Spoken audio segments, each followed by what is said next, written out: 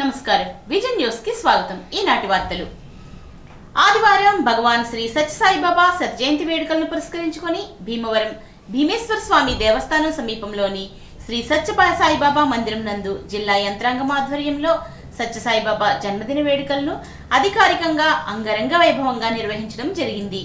తొలుత సాయిబాబా చిత్రపటానికి కలెక్టర్ నాగరాణి, ఆచంట శాసనసభ్యుడు పితాని సత్యనారాయణ, జేసీ రాహుల్ కుమార్ రెడ్డి తదితరులు పూలమాలను అలంకరించి స్మరించుకున్నారు. ఈ సందర్భంగా వారు మాట్లాడుతూ మానవ సేవే మాధవ సేవ అని సేవా కార్యక్రమాలు సత్యసాయిబాబా చేపట్టారని, ఎవరిని నొప్పించకూడదు అనేదే సత్యసాయిబాబా సిద్ధాంతమని అన్నారు. సత్యం, ధర్మ, ప్రేమ, శాంతి, అహింస అనేవి బాబా ప్రవచించిన 5 సూత్రాలని వారు పేర్కొన్నారు. నేటి బాలలే రేపటి పౌరులని భావించి ఎన్నో విద్యా సంస్థలను స్థాపించారని, ప్రపంచవ్యాప్తంగా సాయి భక్తులు ఎందరో ఉన్నారని, మా కుటుంబంలో కూడా సాయి భక్తులు ఉన్నారని వారు గుర్తు చేసుకున్నారు. ఈ సందర్భంగా ఆచంట శాసనసభ్యుడు పితాని సత్యనారాయణ మాట్లాడుతూ తాను చిన్నప్పుడు నగర సంకీర్తన కార్యక్రమంలో పాల్గొన్న విషయాన్ని కూడా ఆయన గుర్తు చేసుకున్నారు. ఈ కార్యక్రమంలో డిఆర్ఓ శివనారాయణ రెడ్డి, ఆర్డీఓ ప్రవీణ్ కుమార్ రెడ్డి తదితర అధికారులు, భక్తులు, సంఘ సేవకులు పాల్గొన్నారు. జిల్లా collector C Nagarani BC welfare Gurukula పాఠశాలలను తనిఖీ చేశారు. విద్యార్థులకు సమావేశమయ్యి వారిలో అభ్యసన సామర్థ్యాలను పరీక్షించారు. వారితో కలిసి భోజనం చేశారు. భోజనం నాణ్యతగా ఉండాలని ఆదేశించారు. 10వ తరగతి యాక్షన్ ప్లాన్ అమలు చేయడంతో పాటు ఇతర విషయాలను కూడా యాక్షన్ ప్లాన్ అనుసరించాలని ఆమె కోరారు. Bhimavaram rural police station crime number 176/2025 కేసులో నిందితుడు గడ్డపురు రమేష్ ను అదుపులోకి తీసుకునేందుకు రాత్రి భీమవరం రూరల్ ఎస్ఐ సిబ్బందితో కలిసి అతని స్వగ్రామమైన కామారెడ్డి జిల్లా రామారెడ్డి మండలం మద్దిగుంట గ్రామానికి వెళ్లి 8:30 సమయంలో అతన్ని ఇంటి వద్దే అరెస్ట్ చేసి పోలీస్ స్టేషన్ కు తరలించారు. ఆయనను ఆంధ్రప్రదేశ్ పోలీసులకు అప్పగించకూడదని వాదించి తెలంగాణ పోలీసులతో వాగ్వాదానికి దిగడంతో విధులకు అంతరాయం కలగడంపై Ramareddy police station head constable ఇచ్చిన ఫిర్యాదు మేరకు వారి కుటుంబ సభ్యులపై కేసును కూడా నమోదు చేశారు. అనంతరం భీమవరం గౌరవనీయ కోర్టులో హాజరుపరచగా కోర్టు 15 రోజుల రిమాండ్ విధించింది. అల్లూరి సీతారామరాజు భగత్ సింగ్ సేవా విజ్ఞాన కేంద్ర ట్రస్ట్ ఆధ్వర్యంలో వస్తా ఫౌండేషన్, మానవత, డెక్కన్ ఫైన్ కెమికల్స్ వారి సహాయ సహకారాలతో మెంటేవార తోటలోని సుందరయ్య భవన్లో ఈరోజు జీర్ణకోశ వ్యాధుల మెడికల్ క్యాంపుకు విశేష స్పందన వచ్చిందని వస్తా ఫౌండేషన్ భీమవరం కోఆర్డినేటర్ ఇందుకూరి ప్రసాద్ రాజు తెలిపారు. ఈ క్యాంపుకు వచ్చిన పేషెంట్లకు 5 రోజులకు ఉచితంగా మందులు అందించామని, ఈ క్యాంపులో పాల్గొని సేవలందించిన డాక్టర్ పిఎస్ఆర్ అనీష్ కి, బుద్ధరాజు వెంకటపతిరాజుకి అభినందనలు, కృతజ్ఞతలు తెలియజేశారు. వీరవాసరం మండలం రాయకుదురు హై స్కూల్లో 8వ తరగతి చదువుతున్న విద్యార్థిని ఎల్ఏటి జాయ్ సి మ్యాక్ అసెంబ్లీకి ఎంపికైనట్లు ప్రధానోపాధ్యాయులు కానుకొల్లు శ్రీనివాసరావు తెలిపారు. రాజ్యాంగ దినోత్సవం సందర్భంగా నవంబర్ 26వ తేదీన అమరావతిలోని అసెంబ్లీ హాల్లో మాక్ అసెంబ్లీలో జాయ్ సి పాల్గొంటుందని తెలిపారు. దీనికై మాక్ అసెంబ్లీకి ఎంపికైనటువంటి జాయ్ సిని హెచ్ఎం మరియు హై స్కూల్ సిబ్బంది, యాజమాన్య కమిటీ చైర్మన్ శైలా భవానీ, సర్పంచ్ తదితరులు అభినందించారు. భీమవరం ఎస్ఆర్కే ఇంజనీరింగ్ కాలేజ్ నందు నవంబర్ 29న నిర్వహించే మెగా ప్లేస్మెంట్ డ్రైవ్ ను నిరుద్యోగ యువతీ యువకులు సద్వినియోగం చేసుకోవాలని కలెక్టర్ సూచించారు. ఈ సందర్భంగా ఆమె మాట్లాడుతూ పశ్చిమ గోదావరి జిల్లాలో ఉద్యోగ అవకాశాల కల్పనలో భాగంగా ఆంధ్రప్రదేశ్ రాష్ట్ర నైపుణ్యాభివృద్ధి సంస్థచే భీమవరం ఎస్ఆర్కే ఇంజనీరింగ్ కాలేజ్ లో 29వ తారీఖున మెగా ప్లేస్మెంట్ డ్రైవ్ ను నిర్వహిస్తున్నామని అన్నారు. 28 ప్రముఖ కంపెనీలు ఇందులో పాల్గొంటాయని, మొత్తం 3,000 పైగా ఉద్యోగావకాశాలు కల్పించే అవకాశం ఉందని, 18 నుండి 35 సంవత్సరాల లోపు యువతీ యువకులు దీనికి అభ్యర్థులు దరఖాస్తు చేసుకోవచ్చునని ఆమె తెలియజేశారు. వివరములకు 8688595244, 9502024765 నంబర్లను సంప్రదించాలని తెలియజేశారు. భీమవరంలో కేంద్ర మంత్రి భూపతిరాజు శ్రీనివాస్ వర్మ క్యాంప్ ఆఫీస్ ప్రారంభోత్సవ కార్యక్రమంలో వర్మతో పాటు రాష్ట్ర జలవనరుల శాఖ మంత్రి నిమ్మల రామానాయుడు కూడా పాల్గొన్నారు. కొలంబోలో జరిగిన మొట్టమొదటి ఎస్బీఐ మహిళల టీమ్20 ప్రపంచ కప్ ఫర్ ద బ్లైండ్ ఫైనల్లో భారత మహిళల బ్లైండ్ క్రికెట్ జట్టు అద్భుతమైన చారిత్రక విజయం సాధించిందని ఆంధ్ర క్రికెట్ అసోసియేషన్ దివ్యాంగుల క్రికెట్ విభాగ సభ్యులు కౌన్సిలర్ కార్యదర్శి ఎడ్లపల్లి సూర్యనారాయణ అన్నారు. కీలక సమయంలో మన తెలుగు బిడ్డ కరుణకుమారి చేసిన 42 విలువైన పరుగులు జట్టును విజయం దిశగా మార్గం చూపాయని ఆమె అన్నారు. అత్తిలి ప్రభుత్వ జూనియర్ కళాశాలలో 75-76 సంవత్సరంలో 10వ తరగతి చదివిన పూర్వ విద్యార్థుల సమ్మేళనం ఈ నెల 25న అత్తిలి లయన్స్ క్లబ్ లో జరుగుతుందని నిర్వాహకులు తెలిపారు. పాఠశాలలో 10వ తరగతి చదివి 50 సంవత్సరాలు పూర్తయిన సందర్భంగా ఈ సమ్మేళనాన్ని ఏర్పాటు చేసినట్లు కార్యక్రమ నిర్వాహకులు తెలిపారు. తన సేవా కార్యక్రమాల ద్వారా భగవాన్ సత్యసాయిబాబా యావత్ ప్రపంచానికి ఆదర్శనీయులయ్యారని అత్తిలి ఎంపీపీ మక్కా సూర్యారావు అన్నారు. భగవాన్ సాయిబాబా శత జయంతి ఉత్సవాలు అత్తిలి మండల పరిషత్ కార్యాలయంలో నిర్వహించారు. సాయిబాబా చిత్రపటానికి తొలుత పూలమాలలు వేశారు. అనంతరం ఆయన జన్మదినోత్సవాలు రాష్ట్ర ప్రభుత్వం ఉత్సవంగా నిర్వహించడం అభినందనీయం అన్నారు. మండల ప్రత్యేకాధికారి Kotlingaraju, MPDO Samuel, tahsildar Dasakavamsi, AO TK Rajesh, Shivakumar, Srinivas, TDP నాయకులు Anala Adinarayanarao, Alti Satyanarayana, Koripalli Prasad, AMC vice chairman Kadali Ramanjaneyulu, ఆల్తి Ajay Kumar, భగవాన్ శ్రీ సత్యసాయిబాబా సభ్యులు, కార్యాలయ సిబ్బంది, పంచాయతీ కార్యదర్శులు తదితరులు ఈ కార్యక్రమంలో పాల్గొన్నారు. కార్మికులను బానిసలుగా మార్చే లేబర్ కోడ్స్ రద్దు చేయకపోతే తగిన గుణపాఠాన్ని పాలకులు నేర్చుకోక తప్పదని సిఐటియు జిల్లా కార్యదర్శి పివి ప్రతాప్ హెచ్చరించారు.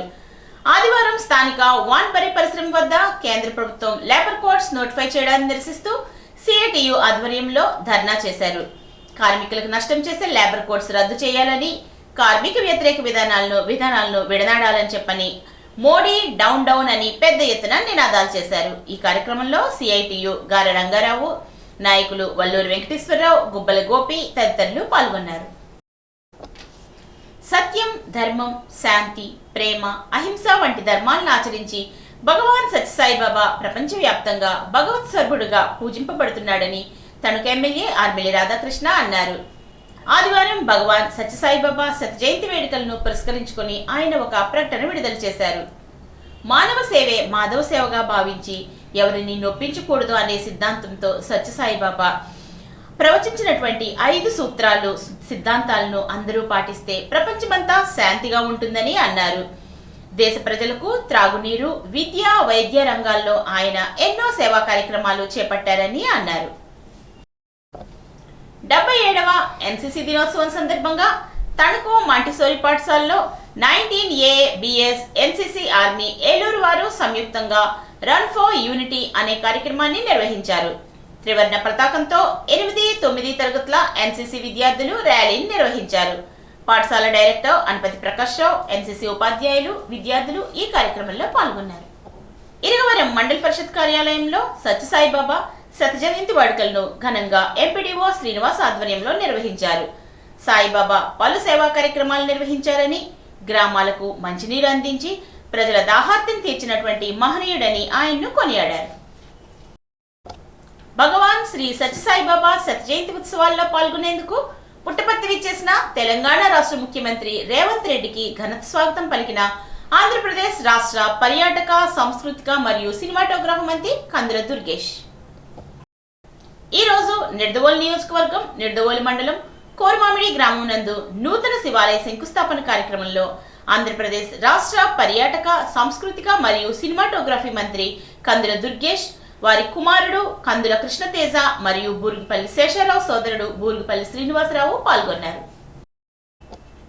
డాక్టర్ బిఆర్ అంబేద్కర్ కోనసీమ జిల్లా అత్రేయపురం మండలం వాడపల్లి గ్రామంలో వేంచేసి ఉన్న వెంకటేశ్వర స్వామి వారి ఆలయమునకు ప్రతి శనివారం సుమారు 1,00,000 మంది భక్తులు దర్శనానికి వస్తున్నారని, అలాగే మిగిలిన రోజుల్లో కూడా స్వామివారిని దర్శించుకునేవారు చాలా మంది భక్తులు ఉన్నారని, వీరికి వైద్య సదుపాయం అందించడానికి 108 అధికారులను కోరగా వారు తక్షణమే స్పందించి దేవస్థానం నందు 108 వాహనాన్ని డ్రైవర్తో సహా 24/7 ఉండేటట్లు ఏర్పాటు చేసినందుకు దేవస్థానం తరపున అడిషనల్ చీఫ్ ఎగ్జిక్యూటివ్ అధికారి ఎన్టీఆర్ వైద్య సేవా ట్రస్ట్ వారికి మరియు స్టాఫ్ కు ప్రత్యేక కృతజ్ఞతలు తెలియజేశారు.